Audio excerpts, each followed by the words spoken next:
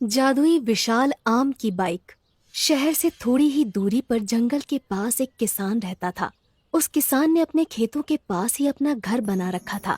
सारे खेतों में बस आम की फसल उगा करती थी। उसे आम बेचकर बहुत ज्यादा आमदनी होती थी और वो शहर जाकर सारे आम थोक में बेच आता था। शहर और आसपास के सभी लोग उसे आम वाला कहकर पुकारते थे। उस आम वाले का एक छोटा बेटा भी था जिसका नाम कमल था। कमल शहर में रहकर नौकरी करता था और जब कभी भी उसका मन होता था तो वो अपने पिता के घर आ जाता था, क्योंकि शहर से उसका घर बस थोड़ी ही दूरी पर था। रक्षाबंधन से ठीक एक दिन पहले कमल शहर से अपने घर वापस आ जाता है और अपने पिताजी से कहता है, पापा, मैं रक्षाबंधन की छुट्टी लेकर घर आ गया हूँ और अगले 3-4 दिन तक यहीं रहूंगा। वो आम वाला कहता है, हाँ बेटा, तुम अंदर जाकर आराम करो। मैं जरा खेत देख कर आता हूँ। आजकल रात को बहुत सारे जानवर घुस आते हैं। वो किसान खेत देखने चला जाता है और थोड़ी देर बाद वापस आ जाता है। कमल अपने पिताजी से कहता है, पापा, मुझे लगता है हमें अब आम की खेती नहीं करनी चाहिए। एक तो आम केवल गर्मियों में होते हैं और फिर साल भर इंतजार करना पड़ता है। इससे अच्छा हम कोई ऐसी खेती क्यों ना करें जो पूरे साल भर पैदा होती हो और इससे हमें बहुत ज्यादा आमदनी भी होगी। तब कमल के पिताजी कहते हैं, तुम ठीक कहते हो बेटा, लेकिन मैं आम की खेती नहीं छोड़ना चाहता। मेरे बाप दादा भी आम की खेती किया करते थे। इतना कहकर कमल के पिताजी अंदर चले जाते हैं और कमल सोचने लगता है, अब पिताजी तो आम की खेती छोड़ने वाले नहीं। मुझे शहर जाकर कोई ऐसी दवा लानी होगी जिससे हमारे आम पहले के मुकाबले कई ज्यादा बड़े हो जाएं। इसके बाद रक्षाबंधन की छुट्टियां खत्म हो जाती हैं और कमल वापस शहर चला जाता है। इस तरह समय गुजरता जाता है और अब धीरे धीरे गर्मी का महीना शुरू होने लगता है। हर बार की तरह इस बार भी गर्मियां शुरू होते ही कमल शहर से वापस अपने गांव की तरफ निकल पड़ता है। रास्ते में एक बहुत बड़ा जंगल पड़ता था। कमल जंगल से गुजर रहा था कि तभी उसे एक पेड़ के नीचे संत महात्मा दिखाई देते हैं। कमल अपनी बाइक खड़ी करके संत महात्मा के पास जाता है और कहता है, प्रणाम महात्मा जी। कमल की आवाज सुनकर महात्मा जी अपनी आंखें खोलते हैं और कमल से कहते हैं, आयुष्मान भव। बोलो बेटा, क्या कहना चाहते हो? कमल थोड़ा हिचकिचाते हुए कहता है, वो महात्मा जी, मेरे पिताजी सालों से आम की खेती करते आ रहे हैं, लेकिन आम की खेती से हमें ज्यादा पैसा नहीं मिलता। आप कोई उपाय बताइए ताकि हम ज्यादा से ज्यादा कमा सकें।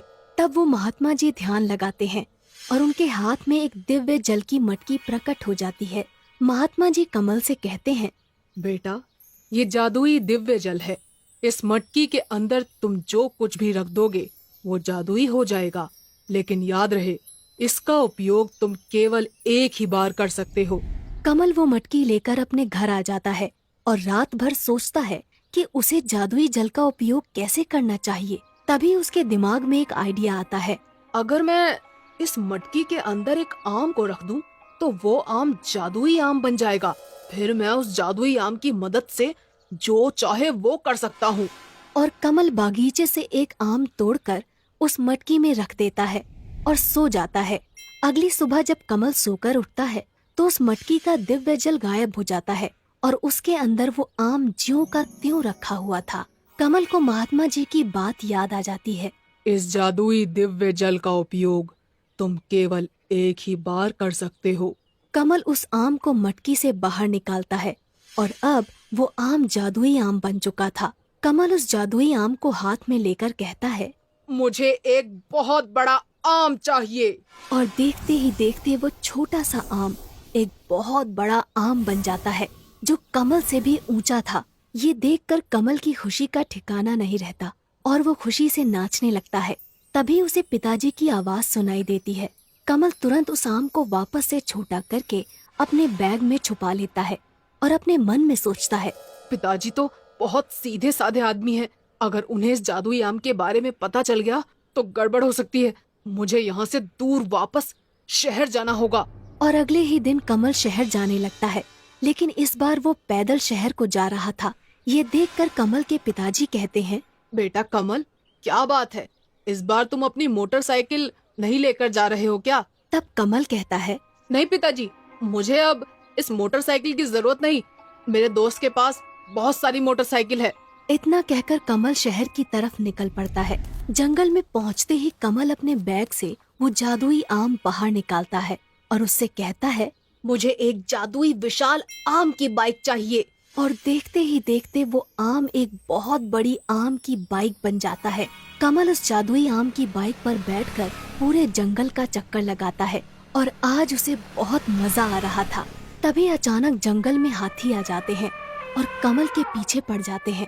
पहले तो कमल बहुत घबरा जाता है, लेकिन फिर वो अपनी आम की बाइक से कहता है, तुम इन हाथियों से भी बड़ी बाइक बन जाओ।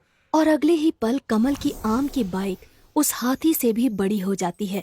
और फिर क्या था, अपने सामने इतनी बड़ी आम की बाइक देखकर हाथी भी डर जाता है और वहाँ से भाग जाता है।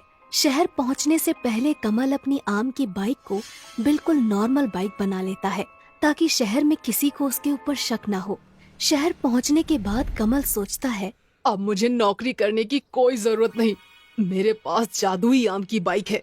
कमल अपनी नौकरी छोड़ देता है और अब वो दिन भर मस्ती करता था और रात होते ही अपनी बाइक को जादुई आम की बाइक बनाकर पूरे शहर का चक्कर लगाता था। कुछ दिनों तक इसी तरह चलता रहता है, लेकिन एक रात को कमल को उसका दोस्त देख लेता है और कहता है, अरे बाप रे, इतनी बड़ी आम की बाइक! अब मैं समझा कमल के पास इतना सारा पैसा आ कहाँ से रहा है। आजकल इसकी इतनी अकड़ बढ़ गई है, इसे सबक सिखाना ही पड़ेगा। अगली सुबह होते ही कमल का वो दोस्त कमल के पास पहुंच जाता है और उससे कहता है, अरे भाई, तुम तो हमें भूल ही गए। तब कमल कहता है, नहीं नहीं यार, ऐसा कुछ नहीं है, बस टाइम नहीं मिला इसलिए तुमसे मिल नहीं पाया। तब कमल का दोस्त कमल से कहता है, अरे बाप रे, हाँ हाँ कोई बात नहीं, आज तुम्हें मेरे साथ चलना ही होगा। हम दोनों रात को सिनेमा देखेंगे। कमल रात को सिनेमा जाने के लिए तैयार हो जाता है। रात होते ही कमल और उसका दोस्त सिनेमा घर में पहुंच जाते हैं और सिनेमा देखने लगते हैं। तभी कमल का दोस्त कमल से कहता है, तुम सिनेमा देखो, मैं बस अभी आता हूँ 5 मिनट में। इतना कहकर कमल का दोस्त वहाँ से चला जाता है और कमल सिनेमा देखने में व्यस्त हो जाता है। कमल का दोस्त तुरंत अपनी गाड़ी से कमल के रूम पर पहुँच जाता है। वहाँ उसकी बाइक खड़ी हुई थी। अच्छा, तो ये है वो विशाल आम की बाइक। इसी की वजह से आजकल कमल बहुत भाव खाने लगा है।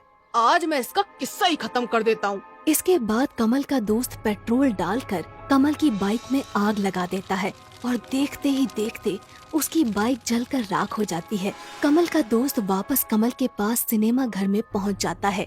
1 घंटे बाद सिनेमा खत्म हो जाता है और दोनों वापस अपने अपने घर की तरफ निकल पड़ते हैं।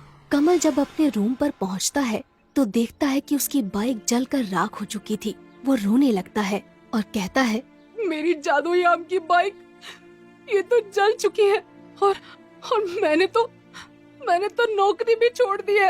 अब फिर से नौकरी करनी पड़ेगी। इसीलिए कहा जाता है कि चाहे जो कुछ भी हो, हमें अपना कर्म छोड़कर आलसी नहीं बनना चाहिए।